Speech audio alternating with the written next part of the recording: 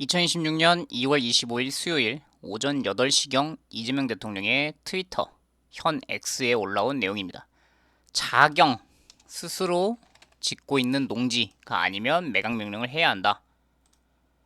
자, 이 게시물인데 이거를 언론에서 조금씩 떼서 보도하는 게 너무 귀찮아서 통째로 한번 읽어봐야겠다라는 생각이 들어서 읽어드리겠습니다.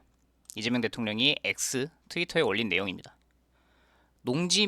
매각 명령 대상은 상속받은 농지나 농사를 짓다 노령으로 불가피하게 묵히는 농지 등을 말하는 게 아닙니다.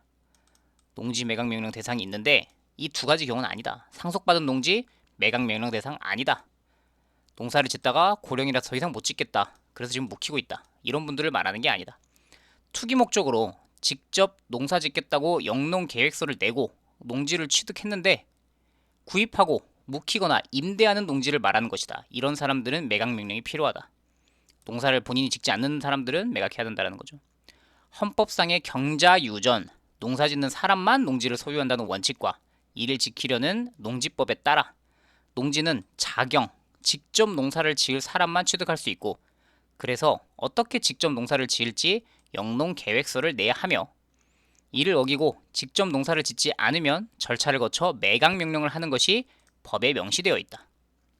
농사 짓겠다고 속이고 농지를 취득한 후 농사를 안 지으면 경자유전의 헌법 원칙을 존중하여 법에 따라 처분하게 해야겠지요.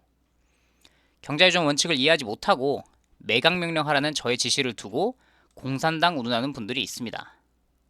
헌법과 법률에 이런 내용이 있다는 거죠.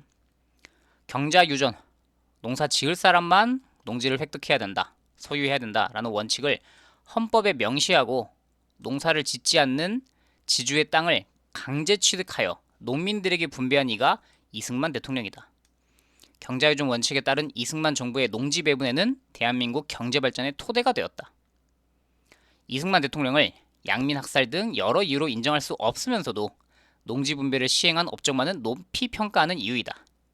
이승만 대통령이 빨갱이 공산주의자는 아니지 않습니까? 라는 내용이었습니다. 농지까지 투기 대상으로 보고 농사 안 지으면 매각 명령해야 한다라는 이 기사를 인용하면서 X에 올린 내용을 그대로 읽어드렸습니다. 언론들이 이게 특정 부분만 발췌해서 인용 보도를 하는 게 좀 답답해서 전체 내용을 한번 쭉 읽어드렸습니다.